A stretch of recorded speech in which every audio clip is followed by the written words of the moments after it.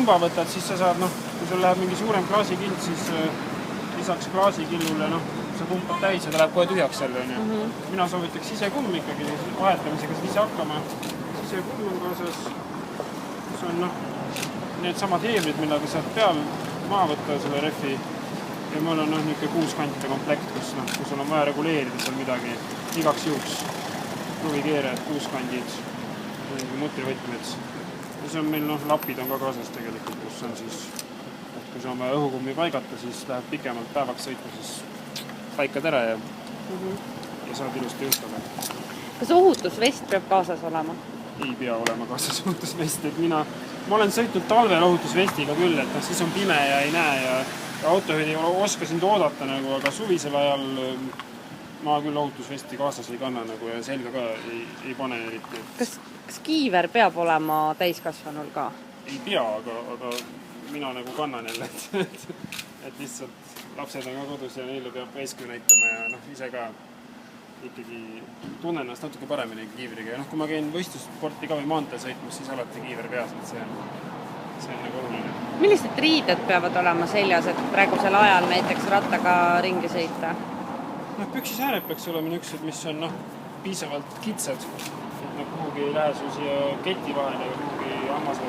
Siin on õhuosad, aga muidu hingavad riided niimoodi, et on mingi tavalise kilejope peale paneb, mis üldse hinga ja selles mõttes mingi sportlikum versioon jopest või asi, et see on väga hea, et pääseb see õhk läbi, kui sa natukene rohkem pingutad, aga muidu üldjuhul arusaam, et peab duši alla minema iga kord rattasõitu, et see minu arust, kui sa ju sporti ei tee, aga niisama linnas sõites tegelikult ei ole seda üldse vaja, et piisavalt tiht sõidad, siis higistama sa küll ei hakka seda väikse sõidutust. Millised rattal need käigud peavad linnas olema, et kuidas neid peaks olema ikka selline mitmekäiguline ratas ikka linnasõiduks või? Maitse asi, ma ütleks täiesti. Osad sõidavad ühe käigu, nüüd on ju fiksirattad, mis on ilma käikurita ka ju tegelikult ja saab kõik hakkama. Et on niisugune linnaratas, muidu käigud lisavad hinda rattale ka. Et 3 käiku rummusisene, samas on suhteliselt hea, et see rummusisene käiguvahetus tegelikult on suht hooldusvaba ja kett ei veni välja nii palju, et selles mõttes on odavam natuke hooldada.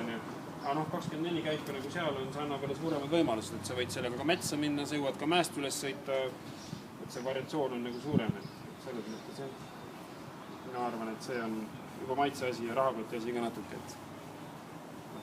Ma olen näinud käiguvahetusi siin, mis on 19 tükki ja rummu sees ja omas rihmasid keti tasemel ja need on kõik niisugused, mida võib kõik omada ja see on ka hoodusvabad suhteliselt, või siis pead ainult liigutama õli korra nädalas ühte kohta ja kõik muu on tehtav, et see on, rattas on nii palju asju, mis on me näeme, ma arvan, 1/10 sellest rattavarustuse osast poes, tegelikult on neid äärmusi on hästi palju. Inimesed tuunivad oma rattaid ikka hästi kõvasti, et mis on niisugune asi, mida mis on niisugune tüüpiline tuunimise asi, mida võiks või mida saab tuunida ratta puhul üldse?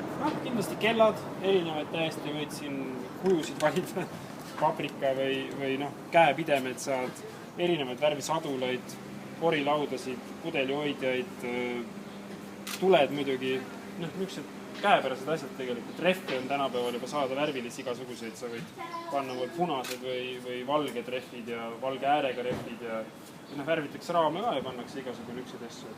Tuled peavad olema selles mõttes küll korras, et tulesid peab kontrollima ikka ka samamoodi kevadel, eks ole, et ikkagi... Seda küll, jah. Kui sa pimedas sõidad just, et siis kindlasti jah, et tuled peab peal olema. Lihtsalt oma ohutushuvides, et ega autojuht ei näe sind, kui sa tumedas riiet sa oled, isegi kui sa elkurid on peal, et elkuridest ainult ei piisa, kindlasti ees valge tuli, taga punane tuli.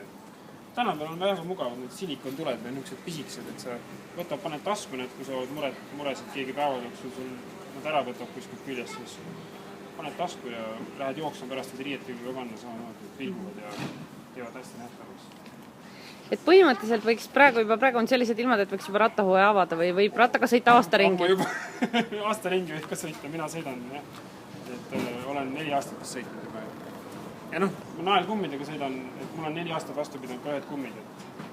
Mul on natuke sportlikumad kui neid siin, aga põhimõtteliselt ma olen nendega kõike näinud, nii jääd, kiilasjääd kui ka lumekonarusi, jääkonarusi, noh, kõik, mis seal vahepeal jääb, et selles mõttes, et päris hea praktika olnud. No nii, selge. Head Tallinn City lugejad, avage siis rattahooaeg ega muud.